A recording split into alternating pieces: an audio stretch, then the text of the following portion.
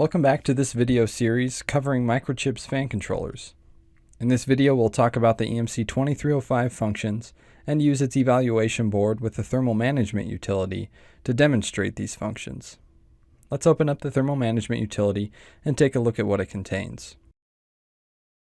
It starts off in the Demo tab, but we won't talk about that in this video series. You can refer to the EMC2305 Evaluation Board user guide to learn how to use this, as well as the temperature sensor tab. We'll go to the fan driver tab here. In the top left corner, we see each of the fan's tachometer. This number represents the number of clock pulses that occur in one revolution of the fan. So in the case of a 2-pole fan, the EMC2305 will see 2 pulses or 5 edges on the TACH signal in one revolution of the fan. To convert this 13-bit TACH count value to RPMs, use this equation found in the datasheet. You'll need to know the number of poles in the fan you're using, which also determines N, the number of edges that are measured in one fan revolution. The tachometer measurement frequency of the internal clock is 32.768 kHz, and count is found in the TACH reading register of the respective fan. M by default is 2, corresponding to a minimum RPM of 1000 RPMs. This value represents the lowest fan speed the EMC2305 can detect and is used to shift the range of speeds it can control. The minimum speed the fan controller can detect can be set to 500, 1000, 2000, or 4000 RPMs. The higher the minimum speed, the better the 2305 will control fans at high speeds. When designing a fan application, it's a good idea to determine the minimum speed your fan can go and set the range bit to be as close to that speed as possible. So if the lowest speed your fan can go is 700 RPMs, set the range bit to be 500 RPMs. If you're planning on using only a particular range of your fan, set the range bit according to that. For example, if your fan can go as low as 1500 RPMs, but you're going to use it from 10,000 to 15,000 RPMs, set the range bit to 4,000 to get better fan performance. The GUI automatically does this TACH calculation for you and displays the value down here. We'll talk about these other fields later on in the fan speed control algorithm section. First, let's talk about how the EMC2305 will start up a fan.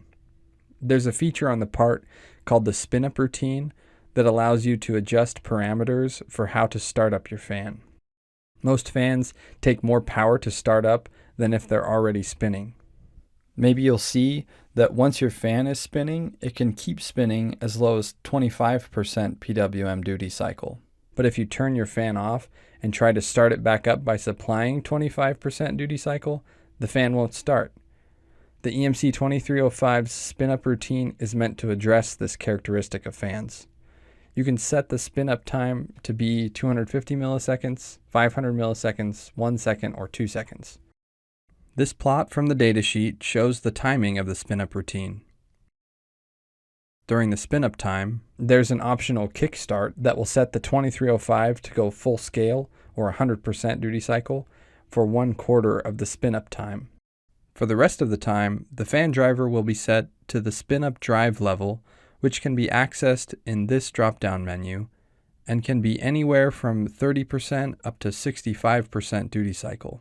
The kickstart can be enabled here in the GUI. All these settings can be accessed in the respective spin-up configuration register for the particular fan channel, and can be changed in the GUI as well. Watch how the spin-up routine actually works with the scope plot of the PWM signal. First, we set the spin-up time to 2000 milliseconds to make it slow enough for us to see what's going on. When we set the PWM duty cycle, you'll notice the initial kick for 500 milliseconds, then the spin-up drive level for the rest of the spin-up time. Then the PWM signal goes to what we initially set it to, which in this case is 10%. Here's the same signal slowed down to about 1/3 the time.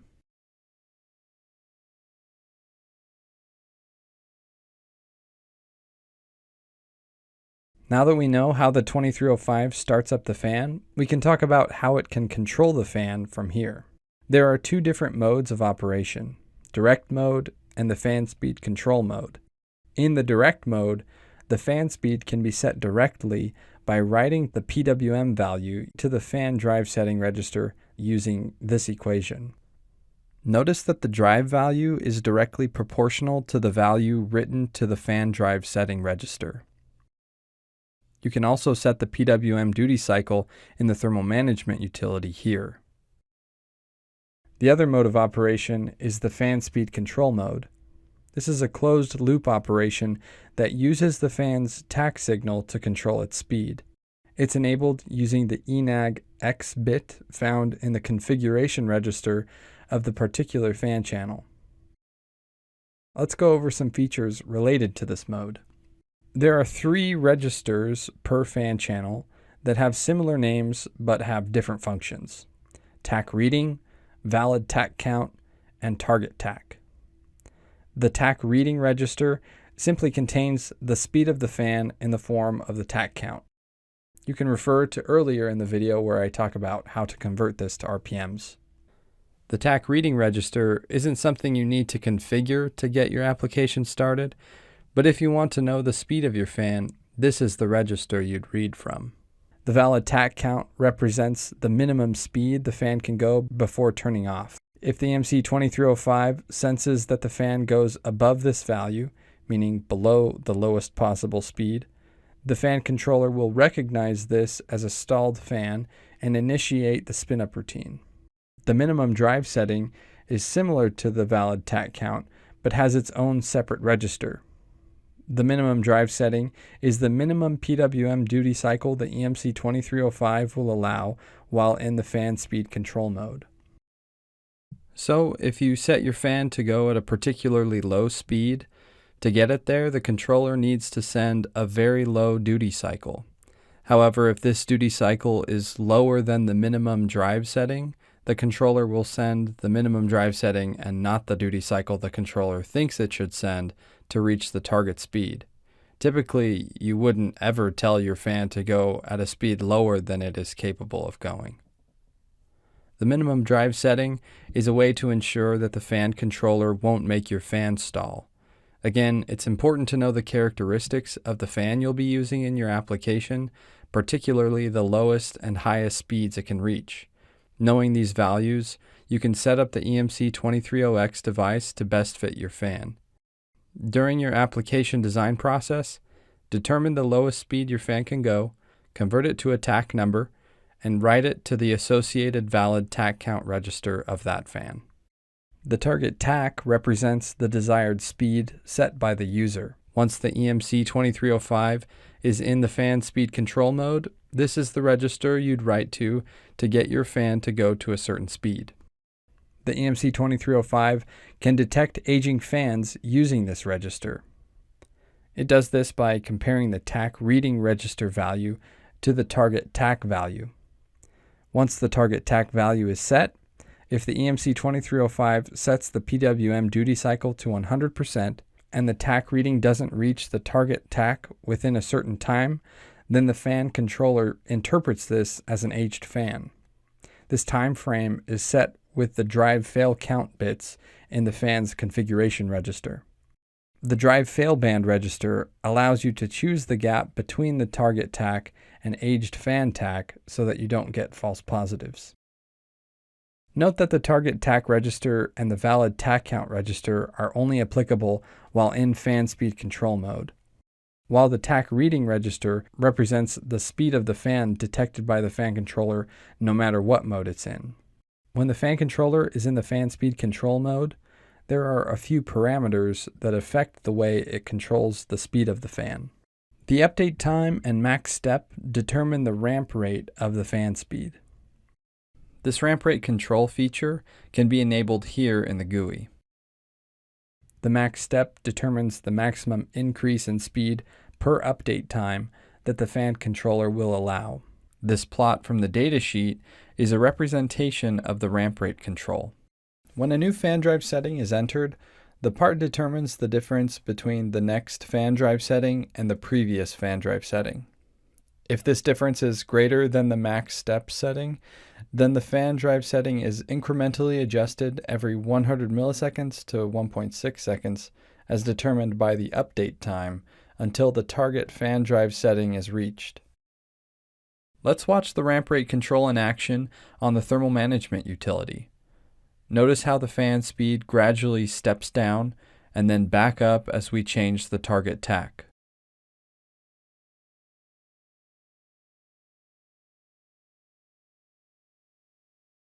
This previously collected plot shows how the fan speed changes with different update times, 100 milliseconds and 1.6 seconds, for the same max step size of 5. These plots show the ramp rate for the same update time of 400 milliseconds, but different step sizes. Notice how a larger step size will reach the target drive setting faster, however, the transition is more likely to have overshoot or undershoot. A smaller step size will give a slower but smoother transition. To sum up, the ramp rate control allows for a smoother transition to different speeds, which tends to be more acoustically pleasant.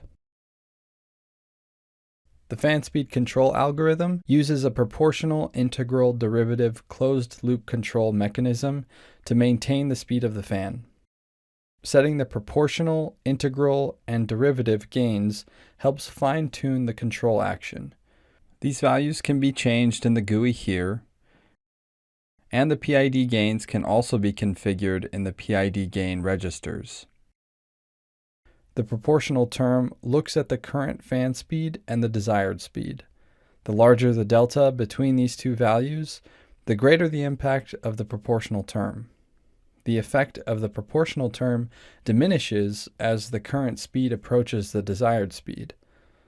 A larger proportional gain will give you a steeper rise in the RPMs. To exaggerate the effects of the proportional term, this plot shows what happens when Kp is equal to 8 and Ki and Kd are equal to just 1. As soon as a new RPM setting is entered, the proportional term kicks in and causes the speed to change rapidly to equal the desired speed. As the fan speed comes close to the desired speed, the impact of the proportional term on the control action is weakened. Now the integral term kicks in. The integral term looks at the speed of the fan over a period of time and tries to average out the error in the fan speed by equalizing the overshoots and undershoots. This helps smooth out the fan speed response to eliminate any residual error that the proportional term cannot eliminate. Here Ki is equal to 8 and Kp and Kd are equal to 1, so you can see the integral term in action. The integral term tries to equalize the overshoots and undershoots to eventually eliminate any error. You can see how the speed eventually levels out. The derivative term kind of works in the opposite direction of the proportional and integral terms. While the proportional and integral terms try to reach the desired fan speed, the derivative term counteracts the effects produced by these terms. In other words, the derivative term tries to control the rate of the change of the controlled variable, the fan speed in our case. If the speed is changing too fast, the derivative term will try to slow it down. This is how the entire closed-loop control is maintained. In this plot, Kd is 8 while Kp and Ki are 1. You can see how the derivative term is trying to counteract the sharp fall in fan speed. The large undershoot and overshoot we see is the derivative term trying to compensate for the sharp fall in fan speed. Another useful feature is the error window. You can set this error window to allow for some wiggle room for the target fan speed. Once the fan falls within this error window, the fan controller will stop adjusting the PWM duty cycle. You can adjust this window in the GUI here. You can also adjust the frequency at which the EMC2305 outputs the PWM signal. This can be changed right here in the GUI. The PWM frequency for each fan is at a default of 26 kHz, but can be brought down as low as 9.5 Hz to fit your fan application needs.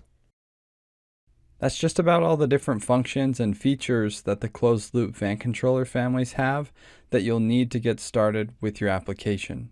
So, in summary, when you're first designing your fan controller application, these are the things you'll need to do to get it started. 1. Determine the minimum and maximum speed your fan can go and what range of speeds you will want your fan to be running at. Usually, you can find the min and max speeds in the fan datasheet. 2. Set up the spin-up routine. How do you want to start your fan? Do you want the kickstart? What speed do you want the fans to go upon power up? A 33 kilo-ohm resistor on the address select pin and a particular pull-up resistor on the clock pin will determine the default speed your fan will go on power up. 3. Handle the watchdog timer upon power up. To disable it, either write to one of the fan drive setting registers or enable the fan speed control mode of one of the fans. We'll talk more about the watchdog timer in the next video. 4. Configure the fan speed control mode settings for all fan channels, or set the desired fan speed if they will be in direct mode. Anticipate some troubleshooting in the design phase of your application to get the right settings for your fan. Some fans are difficult to control or slow to respond and require more fine-tuning with the fan speed control mode settings. We'll talk about how to do this in the next video.